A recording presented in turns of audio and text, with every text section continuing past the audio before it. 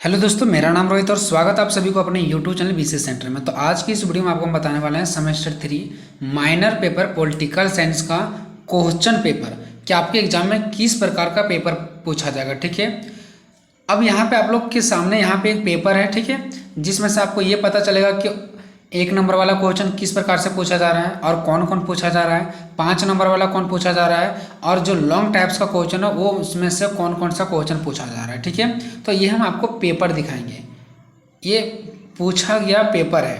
अब आप लोगों का ये सवाल होगा कि जब हम लोग का एग्जाम हुआ ही नहीं माइनर पेपर का, तो ये पेपर कहाँ से आ गया। ठीक है दोस्तों, तो चलिए मैं आपको बताता हूँ। देखिए दोस्तों, ये जो पेपर है ना वो आप ही लोगों का सेशन का है, मतलब आप ही के सेशन का है जिनका सेशन 22 से 26 है।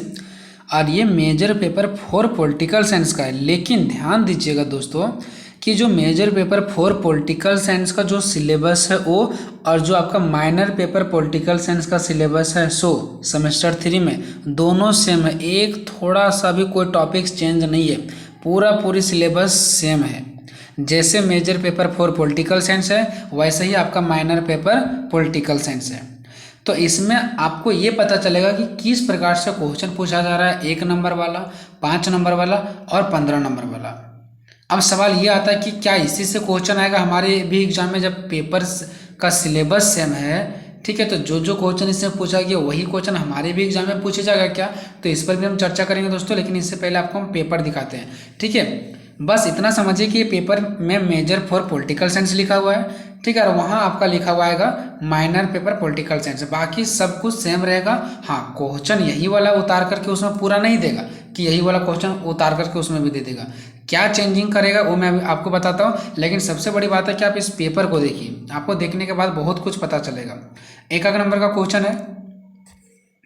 सबसे पहले क्या पूछा है यहाँ पे देखिए, मनु के अनुसार मंत्रियों की संख्या कितनी होनी चाहिए। ये सब हम क्वेश्चन आपको बता रखे हैं ऑब्जेक्टिव टाइप्स में। आपको टेंशन नहीं लेना, जितना ऑब्जेक्टिव क्वेश्चन करवा दिए उतना कर लीजिए। और लॉन्ग टाइप्स का भी क्वेश्चन, सारा क्वेश्चन आंसर MCQ टाइप्स का, लॉन्ग टाइप्स का सारा मैंने करवा दिया, लिंक डिस्क्रिप्शन में मिल जाएगा। ठीक है, तो मनु के अनुसार मंत्रियों की संख्या कितनी होती है दोस्तों, 7 होती है। देखिए क्वेश्चन कैसा पूछा गया, बहुत आसान। जो मैंने बताया था वो सारा उसी के अंदर से आया था, देख लीजिए।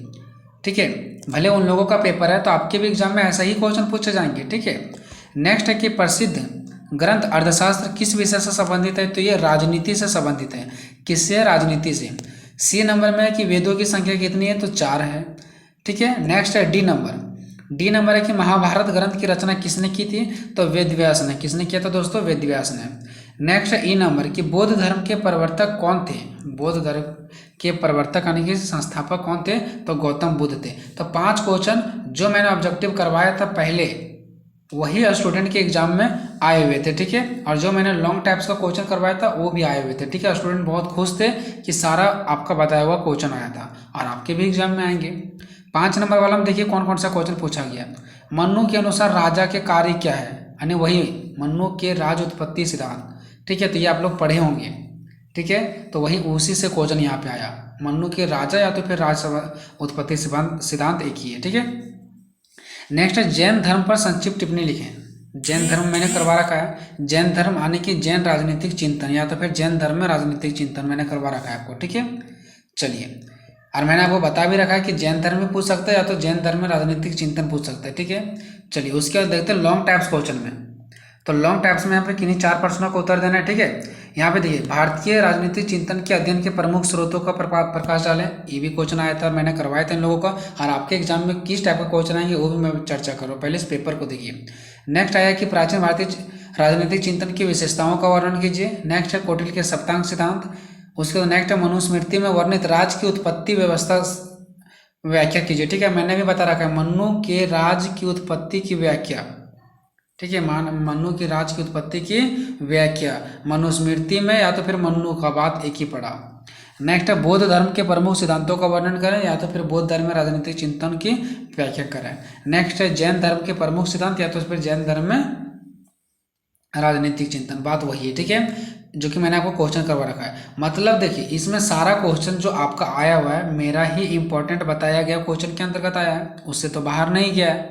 ठीक है। और आप भी जब जाओगे माइनर पेपर का एग्जाम दोगे ना, तो मेरा ही क्वेश्चन बताया हुआ के अंतर्गत आएगा। ये हो गया आपका। अब देखिए इसमें कोई क्वेश्चन सिर्फ चेंज किया है, बौद्ध धर्म के प्रमुख सिद्धांत दे दिया।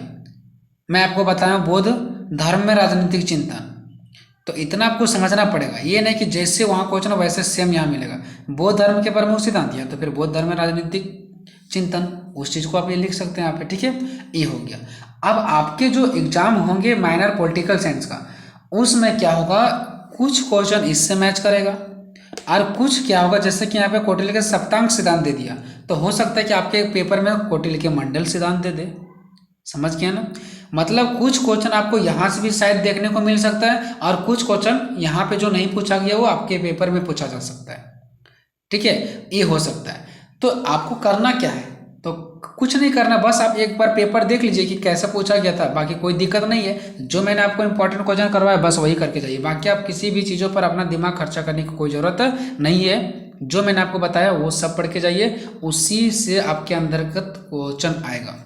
अब बात रह गया कि क्या यहाँ पे चौथा क्वेश्चन में पूछ दिया है कि भारतीय राजनीतिक चिंतन के अध्ययन के प्रमुख स्रोत पर प्रकाश डाले, ये आएगा क्या नहीं आएगा, इसमें तो पूछ दिया गया। तो ये इसमें पूछा गया ना, फिर भी आपके एग्जाम में आएंगे, जा करके देख लीजिएगा, फर्स्ट नंबर पर ही होगा। ये 99% गारंटी के साथ मैं कह रहा हूँ, ठीक है। तो इस प्रकार से आपके क्वेश्चन आने की संभावना है। तो आपको करना कुछ नहीं, बस मैंने आपको पेपर दिखा दिया। बाकी जो मैंने आपको इंपॉर्टेंट क्वेश्चन करवाया वही आप जाकर के कीजिए, कोई दिक्कत नहीं है। हाँ, ऐसा हो सकता है कि एक संभावना लगा सकते हैं कि हो सकता है इसमें कौटिल्य के सप्तांग सिद्धांत पूछा है, तो हो सकता है उसमें मंडल सिद्धांत पूछ दे, ऐसा संभावना है, ठीक है। और ये भी नहीं कह सकते कि इसमें जितना क्वेश्चन पूछा गया उतना उसमें पूछा ही नहीं जाएगा, नहीं, कुछ क्वेश्चन इससे भी रहेगा और वहाँ पूरा का पूरा भी इससे नहीं रहेगा। क्यों? क्योंकि पूरा का पूरा जब यही क्वेश्चन वहाँ पे छाप दिया जाएगा तो बार बार एक ही पेपर को छापा जा रहा है, इसलिए कभी भी एग्जामिनर ऐसा नहीं कर सकते हैं, ठीक है। उसके तो ऐसा वो नहीं कर सकते, और चाह करके भी कोई भी ऐसा नहीं कर सकते हैं, ठीक है, कि एक ही पेपर सेम वहाँ पे भी देखने को मिलेगा। कुछ क्वेश्चन यहाँ से, कुछ क्वेश्चन जो यहाँ नहीं पूछा गया वहाँ से, ठीक है दोस्तों। कोई दिक्कत नहीं है, कोई भी दिक्कत है कॉमेंट कीजिए।